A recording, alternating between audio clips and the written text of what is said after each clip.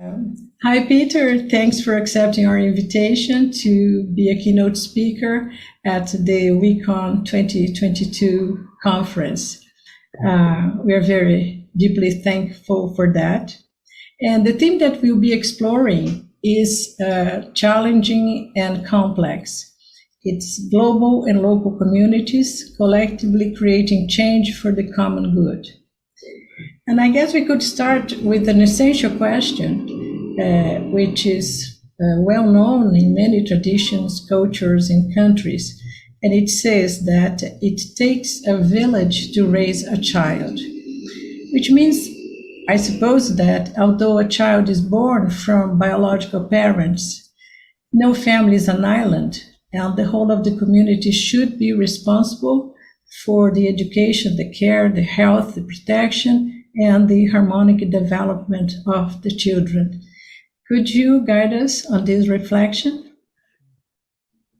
Well, it's a phrase that I've kind of known for a long time, and it's a good place to start because, at least for me, it's been an anchor of sorts as a point of reference. I have no idea, but my guess would be, in one way or another, most cultures around the world have an idea like that. And I think it's a very old idea. And the reason to me why this idea seems so transcendent, overarching, as a point of real guidance for us all, is two things. The obvious one is, children need many adults in their lives. Yeah. I've always thought that the nuclear family, the two-parent family, is a kind of a unworkable system long term, and it only develops, fairly recently in human history, because in most of human history, we were tribal, right? And we were raised collectively in a world of many adults and many different children, and that tribal kind of context to me has always seemed like the foundation for real education. The biological birthing of kids is, in some sense, almost coincidental. It happens. I agree with you. All species have to create, the incentives for biological reproduction in whatever form those incentives are experienced. We know very well as human beings what the incentives feel like. But that's more of a biological requirement rather than a social reality. So I've always thought it's a real touch point. And the second aspect of it, though, which I think is less obvious to people, is the importance for the village, not just for the children. Because when we sever our connection with children as humans, as adult humans, we lose something that it's impossible for us to see. By and large, since this reality has not been the norm in most of our societies, we have a situation where we've lost something we don't even know we've lost. Yeah. The something to me is the kind of continual interaction, the living together with children, the energy, the joy, the sense of reciprocal learning, because I think that's the first principle of all learning vis-a-vis adults and kids, is that the adults learn as much as the kids. And any good teacher will tell you that. Yes, I really enjoy teaching, but I learn as much from my students as they learn from me. And this is, you might say, the first systems principle of education, that education at its best is reciprocal. It's about adults and children really growing and learning together. And you see that embedded in some of the modern education systems. And when I say modern now, I mean, last 100 to 150 years. The Steiner school tradition, the Waldorf school tradition. That's kind of a cornerstone, adults and children learning together. So I think that's the other side of the takes a village that is not so obvious to people.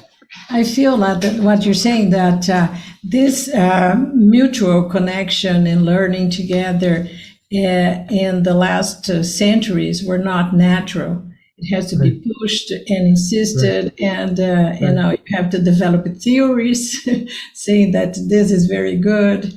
So it doesn't come naturally as in a tribe or in a community, Right. old traditional communities. Right. Yeah, that's a great point. But it is still in us, because that tribal consciousness is still obviously in us. Look at how quickly, when we're under stress, we create a tribe. Now, unfortunately, in today's world, it tends to work very counterproductively. So we just find a bunch of people who we agree with, and that kind of gives us a sense of security when we feel under threat or fear. But so I'm just saying that I think we're still tribal. And the real question is how to use those instincts well, not poorly. Yeah. Yeah. Wow. And but what do you think? Like for one individual now, and you think of any individual, and it's so natural, but to feel responsible and care for children that were not born within his or her family, and children that are not close in the neighborhood, it's necessary to deeply experience interconnection with others and also to feel interconnected with the consequences of our actions at a much greater distance in time and space and geography. So then I believe that this requires what you've been working for a long time and insisting on that, which is system awareness and compassion. And I would love you to develop and expand on system awareness. And also, is it compassion a very essential component of system awareness? Well, I think it is. The reason system awareness has been so central in our work for a long time is that it's you might say, an ecological mandate at this point. Yeah, it's always true. If you look at the history of different cultures, and let's just say different tribal traditions, there's very, very many, of course, millions, literally.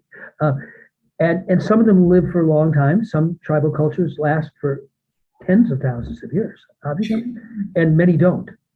And I think one of the defining features of those that do and those that don't is, do they develop, you might say, cultural norms, ways of living that keep them in harmony with their larger ecological system? Or do they develop ultimately a more self-centered or even tribal-centered exploitative view?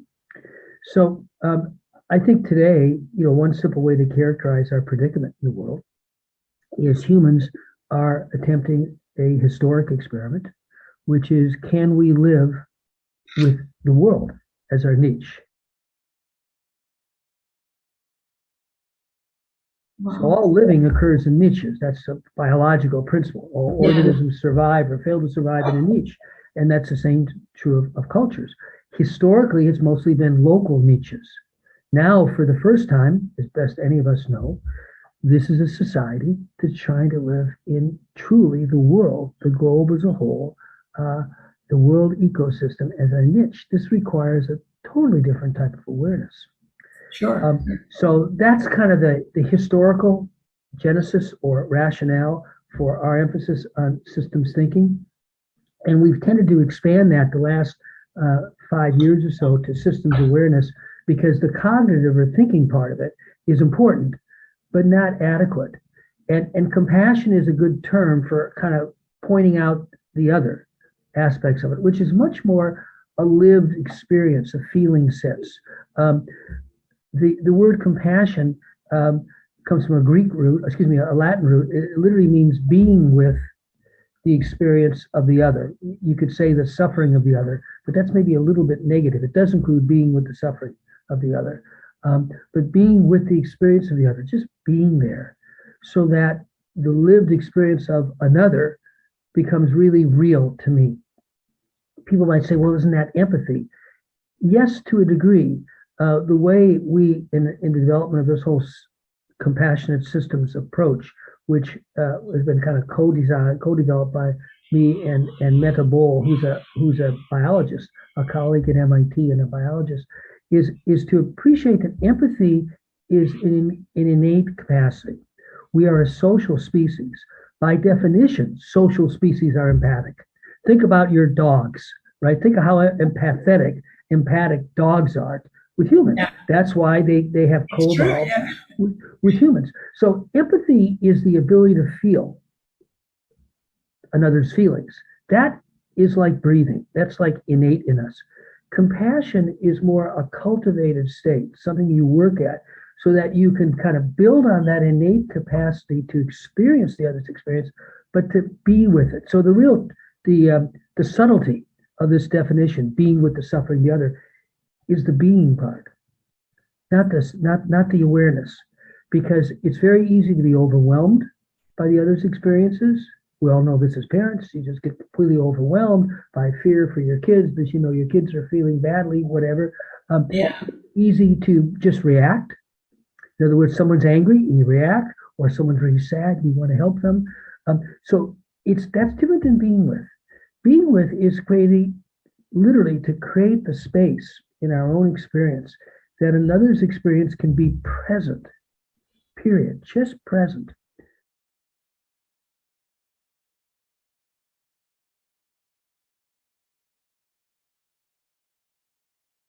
So that we are not emotionally hijacked or emotionally governed to react to it, but we can be aware of it. So usually it's a little bit like that, primal brain function of fight or flight. Usually when we encounter difficult emotions, we either want to run or we want to react, as opposed to just being with. So the trick to compassion is it really literally means being with the experience of the other. And the being with part is a lifelong journey of developing that capacity to just be present. Now, of course, different religious traditions make a big deal about compassion, Christian traditions, Buddhist traditions. And the reason for that is, one, it's reinforcing our sense of how to develop community and connection with each other. But secondly, it's a lifelong journey. It takes real work. You have to really build a capacity to be sensitive or aware of the other's experience, but not be overwhelmed by it. So you might say compassion brings the idea of systems awareness back to us as individuals. And also you mentioned a lot in your work, system sensing together with system thinking, right? Which is one is cognition, and the other is feeling, is connectedness, which is the sensing. But is it possible, Peter, that like you feel this in this compassion? That's the aim of our work, that we communities share their work and their experiences with a country that's far away. So is it possible that this compassionate state would really be present if for me to want to share my experience with the community in Asia or Africa or whatever? Never thought of this, actually. Yeah. Well, I think that what tends to happen is we become sentimental. What I mean by sentimental is we idealize it. We feel like we should feel that, and maybe we really want to feel that. But as I think about your question, it comes back to me to the role of children. I think it's very natural to feel a sense of genuine compassion, connection with children wherever they are. And you think about it. Think about the nonprofit organizations who have used raising money to help children elsewhere as a key strategy. They want to do that. They see a child suffering, doesn't matter where they are. And you think about what's going on there. I think biologically speaking, we really don't distinguish in some sense whose child it is. There's something in us at a very, very fundamental level. That's why I'm using the term biologically speaking. I think at a very fundamental level that we feel a sense of connection to, love for, and concern about children, period. It doesn't matter whose children they are, and it really doesn't even matter where they are. So if you think about it that way, really making the children kind of the center of our attention could be a very high leverage strategy for developing system awareness at the global level, practically, emotionally, because of that emotional connection with children. It's not just an intellectual thing. Yeah. And that's so beautiful, because it's really, when you're talking, I'm feeling like a kind of, my heart gets really warm hearing to you talking about it. I can feel this sentiment for children that all over, the idea that the child is suffering in some place really, Right.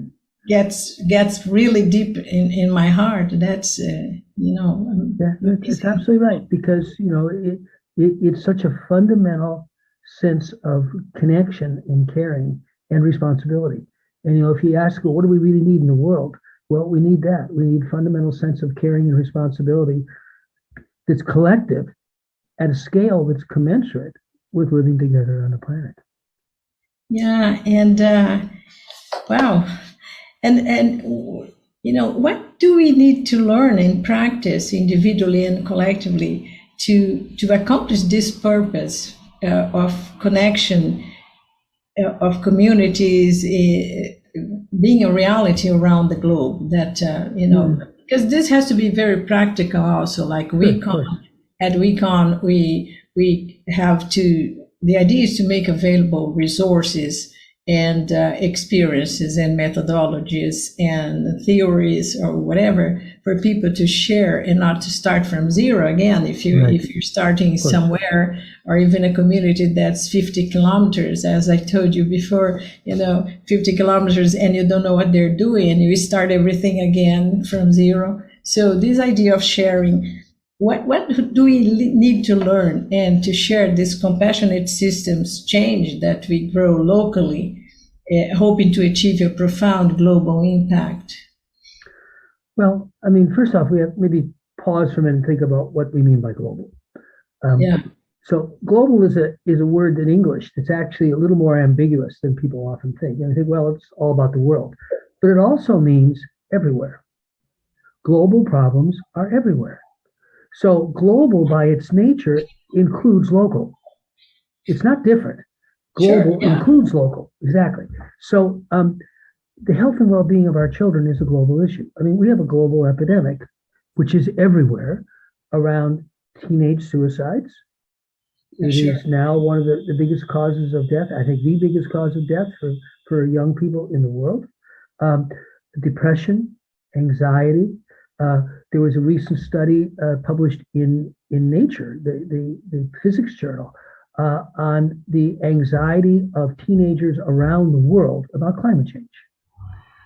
So that's obviously a global issue, which is very local. So again, I think that what we have to learn first off is that this is already a global phenomenon. It's going on everywhere. So we're already connected in a very, you might say, non-productive way. We're creating conditions around the world that are creating great anxiety and stress for young people around the world. We do a lot of work in the province of British Columbia, and one of the reasons is it's the most advanced province or state level effort in the world around social emotional learning, really for 30 years. And they actually track the well-being of all children in the province on a public database, which is amazing. Nobody else in the world does this. And they have the data to show that for 20 years, the well-being of children is declining, despite the effort of enormous support being supported by the ministry and by all the schools to really make social emotional development central. That's amazing, Peter, because I saw their experience in that event that we had, that they presented at the Paris event, and it was such a beautiful experience, so well structured, with the government, with the Minister of Education, and everyone involved, and still the well-being is declining. That's right. So it's an important reminder to us, if that's occurring there, where there's such an effort to focus on well-being, we can be up just about 100% certain it's occurring everywhere. So it's a little bit of not a very pleasant thing, but to your question, what do we need to learn? We need to just start by telling the truth. We have created conditions in the world today where the well-being of our children is in decline, probably more than we realize. And that truth is important for us to hold, because it is a perfect example of the consequences of the way we adults are living our lives. there has another implication, which I think is very important, particularly for educators, but I would say for educators and parents and everybody concerned about school, the institution of school. The credibility of adults to design and run schools that'll do a good job of educating kids, the credibility of adults to do this is at an all-time low. Kids look at the conditions of the world. They look at the political divisiveness.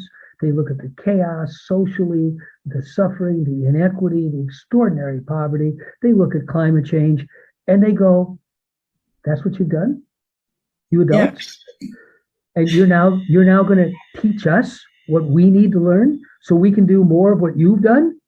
So that's the consciousness that children naturally have, because children are not stupid. They can see what's going on in the world. And of course, unlike any time in human history, they have a level of awareness of the conditions in the world that children have never had before.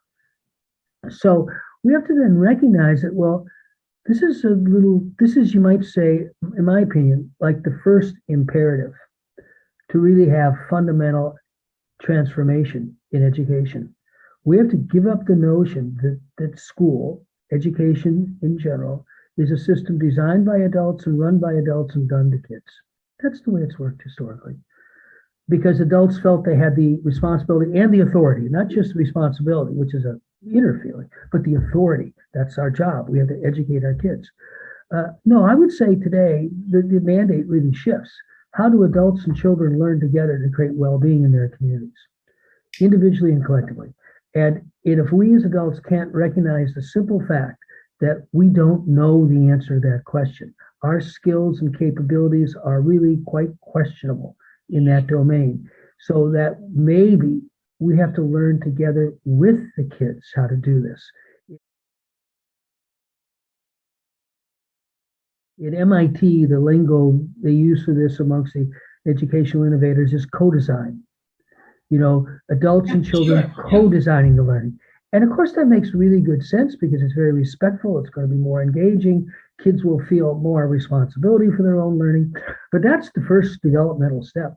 We have to give up the idea that we can design curriculum, design the tests, and then impose it all on kids. No one asks children, what do you want to learn?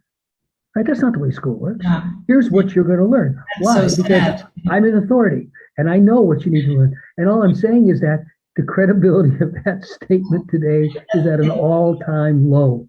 And also, this is so fragile because, with the world changing just about, every year, you design something that's fixed for the children to learn and to develop. It's so fragile and so crazy.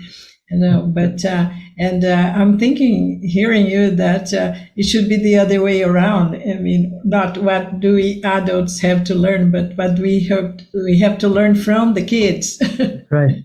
Not from an academia or from any authority, but what do we have to learn from the kids to together. Really, I think if you start off with an acknowledgement of ignorance, it's a real simple. It's kind of obvious. We do not know how to live together on this planet, period. The evidence for that statement is overwhelming. Yeah. Therefore, none of us have the answer. And, you might say that the task of education, if you flip this around, is, how does education become a vehicle for us, adults and children and young people, learning together? How do we slow and reverse climate change? How do we reverse the destruction of species? How do we make an impact on the extraordinary inequity in the world? We take whatever big issues we're concerned about. That's education. Now you bring that back to the local level, because it's got to be local in some sense. Again, global includes local. So what does that mean here? How do we engage kids right here, right now, in eliminating plastics in my community, in really engaging children who are poor and don't have opportunities, really being part of a community-wide undertaking to benefit, to create well-being in the community. I've seen kids involved in stuff like this, and guess what? When that happens, they love education. I remember years ago visiting a school in quite an arid area where the kids had developed a system where they kept track of all the water used in the school. They had charts on all the walls, and they literally kept track, the bathrooms, the water fountains. And they loved this because it was something they could do, and then they could see if they were actually doing better at reducing the amount of water that they were using. And that's education. It was a sense of they understood the science. Yeah. Even though they were like 8, 9, 10 years old, they understood where water comes from, where it goes, the engineering, and obviously the economics. So then they had to say, well, why do we waste so much water? Well, we're not paying for the water we waste. So all of a sudden, the learning becomes very real for them because it's a global issue that's arising locally, and they're working together with the adults to see what they can do about this. Wow. Well, I'm so sorry we have to end this conversation because, we could go on talking for hours about this. But, we have this limited time. And I have to thank you for your help, your wisdom, and, and also your generosity in always being available to share with us whatever you learned and to create motivation all over the globe for people to act and be committed to this beautiful transformation. Well, Peter, thanks a lot. It was good, always so good talking to you. Yeah. It always is. Yeah, bye now. Goodbye. Bye.